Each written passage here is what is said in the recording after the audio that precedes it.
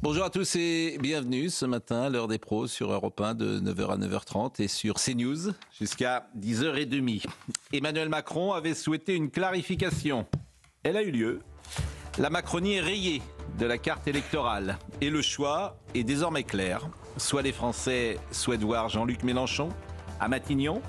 Le leader insoumis a pris la parole hier soir aux côtés de Rima Hassan, vêtue d'un kéfier. Rima Hassan, porte-parole du Hamas en France, qui souhaite la disparition d'Israël et considère au fond que le pogrom du 7 octobre est une action légitime. Soit les Français préfèrent Jordan Bardella, Premier ministre, et l'application du programme du Rassemblement national. Face à ce choix, les uns et les autres ont exprimé leur avis. Gabriel Attal voterait la France insoumise, si j'ai bien compris. Pas une voix pour le RN signifie donner la sienne à Jean-Luc Mélenchon, toujours si j'ai bien compris. Gabriel Attal était redevenu hier soir le militant du Parti socialiste qu'au fond il n'a peut-être jamais cessé d'être. Il a même retiré dans la nuit son projet de loi pour réformer l'assurance chômage, ce qui en dit long sur ses convictions. Édouard Philippe adopte une position différente. Entre le RN et LFI, il ne choisit pas. Emmanuel Macron est ambigu, comme toujours. On cherche ce qu'il a dit après qu'il a parlé sera son épitaphe. François-Xavier Bellamy l'avait dit, entre le RN et LFI, il choisit le RN et chacun cette semaine se déterminera. Les masques tombent et d'une certaine manière cette clarification est intéressante. RN ou LFI, c'est finalement la seule question pour le pays ce matin. Réponse dimanche à 20h. RN ou LFI, je comprends que ça puisse s'ennuyer, que certains diront toute la semaine, mais non, vous n'avez pas compris, c'est pas du tout ce choix-là. Je comprends, et notamment ça sera à gauche qu'il sera dit non, vous n'avez pas compris, c'est pas ça. Bah si. En fait, c'est la seule question, et c'est la seule question que je pose depuis 3 semaines à tout le monde. Quoi, depuis 3 semaines, depuis 15 jours. C'est la seule, il n'y en a pas d'autre. Vous préférez LFI ou vous préférez RN? C'est votre choix. Mais évidemment, les gens de gauche diront mais non, vous n'avez pas compris, c'est autre chose. La LFI ne gouverneront pas de ça. Alors, je vais vous faire écouter pour commencer Emmanuel Macron. Emmanuel Macron le 12 juin. Et si nous en sommes là, peut-être, c'est parce que la parole politique en France est dévaluée, décrédibilisée. Emmanuel Macron reproche à Raphaël Glucksmann et à la gauche, dans l'extrait que vous allez voir, précisément ce qu'a fait Gabriel Attal hier soir. Précisément. Donc écoutez, c'était le 12 juin. C'est il n'y a pas longtemps. C'est il y a 20 jours. Il y a un siècle, il y a une éternité, comme dirait Géo Dassin. La gauche républicaine et ses dirigeants vient de s'allier avec l'extrême gauche qui s'est, durant la même campagne, rendu coupable d'antisémitisme, de communautarisme, d'antiparlementarisme et au fond de rupture de fait avec beaucoup, là aussi, de valeurs de la République. Que vont décider les députés socialistes, sociodémocrates qui font alliance avec les députés de la France insoumise sur la question de l'aide à l'Ukraine? Les uns veulent aider l'Ukraine, les autres veulent aider la Russie. Que vont-ils décider sur le Proche-Orient? Que vont-ils décider sur les valeurs de la République et le rapport au Parlement? Que vont-ils décider sur le nucléaire et l'énergie? Sur chacun de ces sujets essentiels, et je pourrais égrener la liste, ils pensent le contraire. Ces alliances sont des bricolages d'appareils, mais en aucun cas des majorités pour gouverner.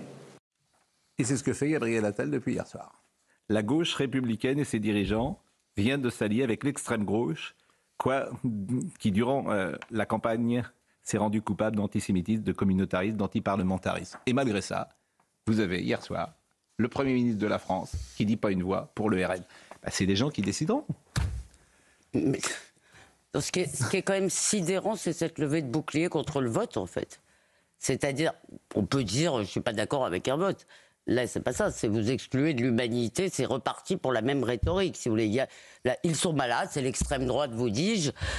Et, si vous voulez, il faut les soigner, il faut encore les isoler. Ça ne marche pas, mais ils continuent. Si, j'ai entendu ça toute la soirée, Nathan. André Valigny qui vient ici. André Valigny, je le salue, d'ailleurs, il nous écoute. La France de Voltaire et de Victor Hugo, celle des Lumières et des Misérables, pourrait être dirigée demain par un parti fondé sur la haine et l'intolérance. La France de Jean Moulin, de Simone Veil et du général de Gaulle par un parti fondé sur la nostalgie de la collaboration avec les nazis.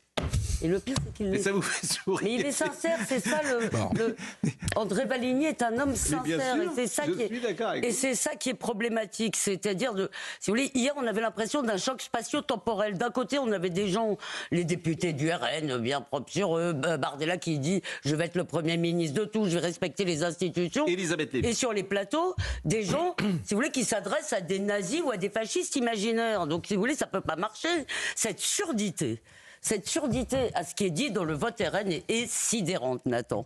Vraiment. On peut s'opposer au Rassemblement national sans diaboliser ses électeurs, premièrement, sans les traiter de nazis. Moi, je ne les traite absolument pas de nazis, en comprenant que ça vient évidemment d'une souffrance très longue, d'une souffrance qui n'a pas été écoutée par les gouvernements successifs et par les dirigeants successifs, en comprenant aussi que ça vient d'un désir d'alternance. Souvent, dans les démocraties, on a envie de voter pour l'autre parti politique que celui qui est au pouvoir, et évidemment que Emmanuel Macron, dès lors qu'il a fait la fusion en 2017 du centre-gauche et du centre-droit, il crée le RN comme seule altérité possible, et en s'opposant cependant radicalement au programme du Rassemblement national. Nathan Devers, est-ce que je peux vous poser une question ? Même deux. Le programme de Gabriel Attal, oui. Il est plus proche du Rassemblement national ou de la France insoumise ? Peut-être qu'en effet, il est plus proche, notamment on en parlait tout à l'heure sur la fiscalité du RN, mais dans le RN, il y a des lignes rouges. Non, mais il y a des lignes rouges qui font que même s'il y a une proximité sur l'économie... J'ai reçu Jordan Bardella ici, la semaine dernière. Je lui ai demandé sur la fiscalité, sur l'économie et tout ça. J'en ai même conclu que le RN était macronisé, d'une certaine manière, sur le plan économique. Eh bien, pour une raison extraordinaire, Gabriel Attal, il est plus proche du RN en politique que de la France insoumise, mais il invite à voter la France insoumise. Mais c'est une raison toute simple, extraordinaire peut-être, mais toute simple. C'est comme Jacques Chirac, qui était en effet plus proche de l'extrême droite que de l'extrême gauche. La raison, c'est que ces points de différence sont des lignes rouges. La question de la priorité nationale, la question, on a vu la semaine dernière, de la manière dont le RN parle et veut traiter les binationaux en France. En fait, ça a été inventé par des républicains de gauche, la priorité nationale. Pourquoi vous dites ça ? Précisément puisque Marine Le Pen n'a pas eu de mots assez durs sur cette sortie. Elle n'a pas eu de mots assez durs sur cette sortie. Elle a eu des mots durs sur la sortie en elle-même qui visait Najat Vallaud-Belkacem. Mais en revanche, quand Jordan Bardella a fait savoir la semaine dernière, par exemple, qu'il réserverait les postes stratégiques... Il y a 30 postes. Et ça vous choque ? Ça vous choque que la personne qui est dans l'armée française et qui est proche du bouton nucléaire, par exemple, si vous avez un franco-russe, ça vous choque que ce soit plutôt un franco-russe ? Ça ne les dérange pas de travailler avec des franco-russes, c'est un autre sujet. Non mais vous, est-ce que ça vous choque que pour des postes importants, par exemple, il peut y avoir un conflit si vous entrez en guerre, par exemple, avec un pays comme la Russie. Faut peut-être mieux avoir effectivement quelqu'un qui n'ait pas les deux nationalités. Mais c'est déjà le cas dans les postes stratégiques c'est choquant, c'est génial. Ça, vous trouvez que c'est une ligne rouge ? Sérieusement. Non, mais moi, vous trouvez que c'est une ligne rouge ? C'est-à-dire que moi, je suis fasciné de la faiblesse de ceux qui attaquent, des arguments de ceux qui attaquent. Parce que ça, c'est pas une ligne rouge, on peut ne pas être d'accord, mais bon, ça me paraît pas... Alors la généalogie, ça c'est autre chose. Plus la géopolitique, on peut en parler aussi, le rapport long, durable avec la Russie du Kremlin, toutes ces questions-là sont évidemment des lignes rouges. Mais Nicolas Sarkozy, il est sur la ligne. Non, il faut parler avec... il faut parler avec Poutine. Il n'a pas soutenu l'annexion de la Crimée, il condamne les conditions de détention de Navalny. Mais alors il faut les interdire dans ce cas-là. Vincent Hervouette, de manière démocratique. Vincent Hervouette, moi j'ai le sentiment que Nicolas Sarkozy a toujours dit qu'il faut parler avec Vladimir Poutine et qu'il n'a pas exactement, il n'est pas exactement sur la même ligne qu'Emmanuel Macron là-dessus. Vous avez raison. Écoutez, dans 6 mois, on n'en parlera plus. Quand Donald Trump sera élu, tout ce débat sera totalement vain sur la posture face à la Russie, non ? Non, je suis étonné que vous nous entendre redire que Jacques Chirac était plus près de l'extrême droite que de l'extrême gauche. Ça n'avait pas véritablement frappé pendant le temps où il était au pouvoir.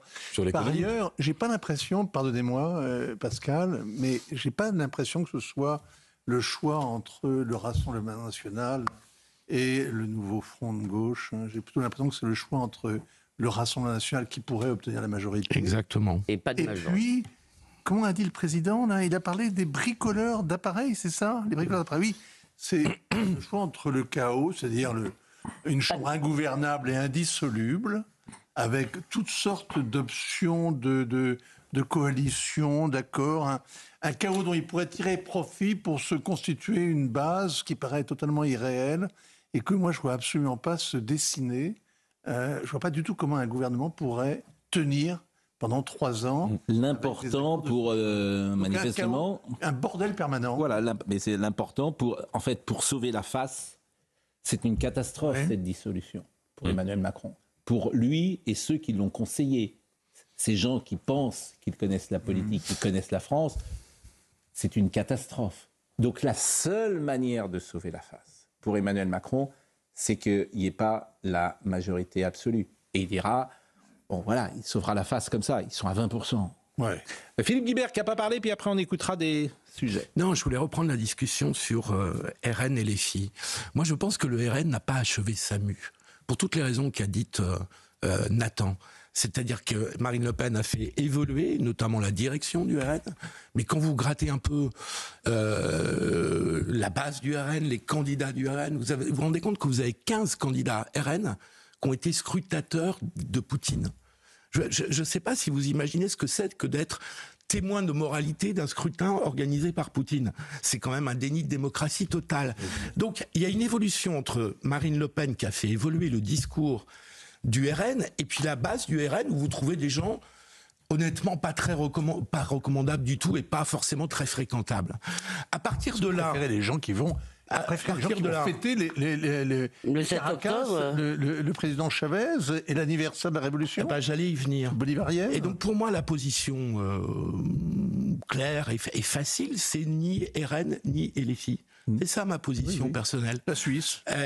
Non, c'est pas la Suisse. Il faut aller en Suisse. C'est de considérer qu'il y a des gens pour qui on peut voter, et d'autres pour qui je ne les mets pas au banc de l'humanité, cher Élie. Mais c'est pour ça que ça va être passionnant cette semaine. Vous avez parfaitement raison. J'adore ce moment. Vous avez exprimé votre position. Je trouve ça formidable. Et chacun va exprimer sa position. Voilà. C'est votre droit. Vous pensez que au pouvoir, le RN serait aussi dangereux que la France insoumise. Vous pensez ça ? Oui, et puis je pense que vous pensez ça. Le RN ne sait pas ce qu'il Vous pensez par exemple que la fiscalité de la France insoumise est aussi dangereuse que la fiscalité du RN, c'est ce que vous pensez? Non, je pense que sur ce sujet précis, la fiscalité de la France insoumise est délirante. Mais alors pourquoi à ce moment-là vous n'allez pas au bout de votre raisonnement si vous pensez ça? Il y a d'autres aspects du RN. C'est important la fiscalité. Non, c'est pas le sujet. C'est même décisif l'économie. C'est essentiel. C'est pas décisif l'économie? Si, mais le programme... Pascal, le programme du RN... Non mais attendez, c'est décisif ou pas l'économie? Le programme du RN n'a ni queue ni tête. Philippe Guibert. C'est un programme en pâte à modeler qu'ils ont fait évoluer. Donc il y a 35% des gens qui sont des imbéciles, sauf vous. Non, mais Philippe... Non mais c'est ça que vous dites les gens. Mais moi j'adore ça. Il y a 35% des gens... Ben si, vous savez, les gens, pourquoi ils votent pour eux? Mais parce que... Pourquoi ils votent pour eux? Parce qu'ils ont envie qu'on contrôle beaucoup plus l'immigration et qu'on en finisse avec l'insécurité. Et c'est mal pour ça. Mais j'ai pas dit que c'était mal. Et les solutions sont en pâte à modeler. Depuis hier, on entend... Les solutions ne paraissent pas à la hauteur du sujet. Je peux dire un mot? D'abord, cette histoire de priorité nationale. Vous êtes fous avec cette histoire. Il n'y a pas de priorité nationale, il n'y a pas de nation. Il n'y a pas de France si on ne décide pas que des citoyens français ont des droits particuliers que n'ont pas les autres. C'est comme ça. D'ailleurs, ça a été inventé, Noiriel le dit, par un républicain de gauche et pas par l'extrême droite. Donc arrêtez, si vous voulez, avec ce fantasme. C'est complètement fou. Deuxièmement, je veux dire, depuis hier, on me dit à la limite, ah oui, on entend leur souffrance. Non, ils pensent que ce que propose le RN pourrait peut-être éventuellement changer les choses sur ces sujets. Mais ce qu'on entend dans les médias, et les médias, ça va être très important cette semaine. Je crois pas. Je crois que franchement, les gens, ils sont oui, ça vous avez raison. À la fois la verticalité des appareils, et ce que disent les médias, et ce que disent chacun aujourd'hui. On dirait dans son couloir, je me suis mal envie de voter à droite, ils voteront à droite, pour voter à gauche, ils voteront à gauche.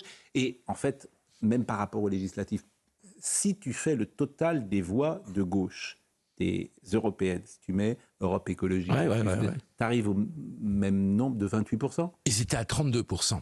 Donc ils étaient plus haut. Ils étaient plus hauts. Il y a eu une déperdition. 4 points. Ça, c'est intéressant, Frédéric Michaud. C'est-à-dire que... Ça, on le voit toujours. Les coalitions font moins bien que des listes séparées. Alors, pour revenir à la discussion, on voit bien qu'en réalité, il n'y a aucune option qui donne satisfaction aux Français. Il y a évidemment un rejet de la majorité présidentielle, qui a encore été sanctionné hier soir, qui va s'étioler complètement dans la future Assemblée nationale. Il y a un double rejet d'une cohabitation avec le RN, qui serait jugée comme une mauvaise chose par une majorité de Français, d'une cohabitation avec le nouveau Front populaire, qui serait jugé encore plus comme une mauvaise chose par les Français. Et puis il y a cette situation de blocage, d'ingouvernabilité qui serait retournée à des combinaisons politiques, trouver le plus petit dénominateur commun. Et tout ça pendant un an, au moment où la France est confrontée à des enjeux majeurs à l'international et en ce qui concerne la dette, évidemment. Ce que je vous propose, parce que tout à l'heure, vous me direz, il va y avoir 234 triangulaires, il y aura 67 de RN contre Front Populaire, et vous me direz, la tendance, à chaque fois, ça nous intéresse beaucoup. Mais comme on n'a pas encore vu un seul sujet, on va pouvoir voir Jean-Luc Mélenchon qui est arrivé. Alors Jean-Luc Mélenchon, qui arrive à 20h10, qui parle le premier, avec Rima Hassan, qui avait disparu ces derniers jours. Avec un kéfier. Avec un kéfier. Et en souriant. Et puis quelques minutes plus tard, sur la place de la République, il arrive en souriant. Elle ne sourit pas. Où il y a beaucoup de manifestants qui sont là. Il n'y a pas un drapeau tricolore. Il y en a eu en fin de soirée d'ailleurs. Mais au départ, drapeaux rouges. Il y a des drapeaux algériens, il y a des drapeaux rouges. Il y a un drapeau sud-africain. Oui. Et moi, je suis allé place de la République, c'était formidable. À bas, les flics, les fachos et les tas. Vous avez dû trancher. Il y avait de l'ambiance. Il y avait de l'ambiance. Alors écoutons le premier sujet de Marie-Victoire Dieudonné, et puis on écoutera ce que les uns et les autres disent. Pas reconnu. J'ai proposé à Gabriel Attal de venir ce soir à 20h, pour tout vous dire. Et je ne sais pas s'il a envie de venir, mais c'est passionnant, Gabriel Attal aussi. En fait, toutes les prises de position sont passionnantes. Voyons ce premier sujet. Cri de joie à Hénin-Beaumont, fief de Marine Le Pen. En tête avec 33,9% des suffrages, le Rassemblement national confirme sa percée. Le regard est déjà tourné vers le second tour. Il nous faut une majorité absolue pour que Jordan Bardella soit dans 8 jours nommé Premier ministre par Emmanuel Macron. Mais d'après les estimations, le Rassemblement national et ses alliés obtiendraient entre 250 et 300 sièges pour une majorité absolue fixée à 289. Avec 28,2% des suffrages, le nouveau Front populaire obtiendrait entre 130 et 170 sièges. Jean-Luc Mélenchon ne veut pas une voix, pas un siège de plus pour le RN. Dans l'hypothèse où il serait arrivé en tête, tandis que nous ne serions qu'en 3e position, nous retirerons notre candidature. Même décision pour la majorité présidentielle en 3e position, avec 22,3% des suffrages. Distanciée, elle obtiendrait entre 65 et 105 sièges. Suivent ensuite les Républicains, entre 30 et 50 sièges, qui ne donnent pas de consigne de vote pour le second tour. Un second tour particulièrement incertain. Estimée à plus de 67%, la participation est historique, conséquence d'environ 300 circonscriptions. Des triangulaires sont à prévoir, sauf désistement et accords stratégiques. Comment vous interprétez la prise de parole le plus tôt possible de M. Mélenchon ? D'ailleurs, M. Bompard était à côté, et manifestement, c'est pas. Et Madame Rima Hassan, qui n'est même pas candidate, je le rappelle. Le message est là. Rima Hassan n'est pas candidate aux législatives. Jean-Luc Mélenchon ne l'est pas non plus. Non. Ne l'était pas. Et c'est lui qui prend la parole pour dire ce qu'il a dit. Provocation. C'est une provocation, et je pense que la stratégie, double provocation, le fait de prendre le leadership sur le nouveau Front populaire, complètement contesté par les autres partenaires de ce Front populaire, et d'autre part la présence de Rima Hassan avec des mots, avec son kéfier, c'est une provocation. J'en déduis que Jean-Luc Mélenchon a envie que le RN ait une majorité absolue. Qu'en réalité, sa stratégie, c'est que le RN ait les pleins pouvoirs et que lui joue le chaos. Voilà, alors, peut-il gagner justement le Rassemblement national ? Voyons ce deuxième sujet de Marie-Victoire Dieudonné. Est-ce qu'il peut gagner ? Je souscris. Est-ce qu'il peut gagner ? Largement en tête au premier tour des législatives, le Rassemblement national vise désormais la majorité absolue. Jordan Bardella se projette à Matignon et entend être un Premier ministre intransigeant sur la politique à mettre en œuvre. Dimanche prochain, si les électeurs nous accordent une majorité absolue pour redresser le pays, j'entends être le Premier ministre de tous les Français, à l'écoute de chacune et de chacun, respectueux des oppositions, ouvert au dialogue et soucieux à chaque instant de l'unité de la nation. Pour autant, Marine Le Pen l'assure, rien n'est gagné, le second tour sera déterminant. Il nous faut une majorité absolue. Sans majorité claire, il se trouvera toujours quelques féodalités anciennes, des inerties programmées et de basses manœuvres pour faire échec à la vraie alternance dont le pays a urgemment besoin. L'enjeu d'obtenir une majorité absolue n'est pas garanti, mais les partisans du RN veulent y croire. J'espère que Marine Le Pen avec Jordan Bardella va relever la France. Tout est bien parti pour nous. Dommage qu'on n'ait pas obtenu les 289 voix pour les députés. Mais bon, on est en bonne voie, donc on espère pour le 7 juillet. Pour dimanche prochain, les stratégies s'affinent. Gabriel Attal promet des désistements. À gauche, Jean-Luc Mélenchon a annoncé que ses candidats se retireraient s'il terminait 3e avec le RN en tête. Tu es avec nous, il est sondeur, bien sûr, il connaît bien la carte électorale française. Alors, est-ce qu'on peut tirer des généralités? J'en suis pas sûr. Par exemple, il y a 244 triangulaires, Rassemblement national, Front populaire et Ensemble. 244 triangulaires. Est-ce qu'on peut dire dans la majorité des cas qui va gagner ou pas? Ou c'est impossible? Alors, on va le regarder à partir de demain soir, quand on aura les configurations réelles. C'est cas par cas? C'est au cas par cas. Cas par cas pour ça. On a tout de même des premières indications sur ce que feraient les électeurs dans les différentes configurations. Alors évidemment, les candidats du Front populaire voteraient à 90% pour le Front populaire. Majorité présidentielle, même chose pour les candidats de la majorité présidentielle. Même chose, à 97%, les candidats du Rassemblement national voteraient pour le candidat RN. Bon, jusque-là, rien d'anormal. Mais le point décisif, c'est le comportement des électeurs LR et de leurs alliés. Là, vous auriez 30% qui, dans cette triangulaire, voteraient pour la majorité présidentielle, 10% pour le nouveau Front populaire, 21% pour le Rassemblement national, et la majorité relative, 39%, s'abstiendrait, voterait blanc ou nul. Ça avait été le cas en 2022. Bon, donc ça favorise, en fait, ça favorise pas la France insoumise et ça favorise pas véritablement le Rassemblement national non plus. Non. Bon. Ça favorise un petit peu la majorité présidentielle.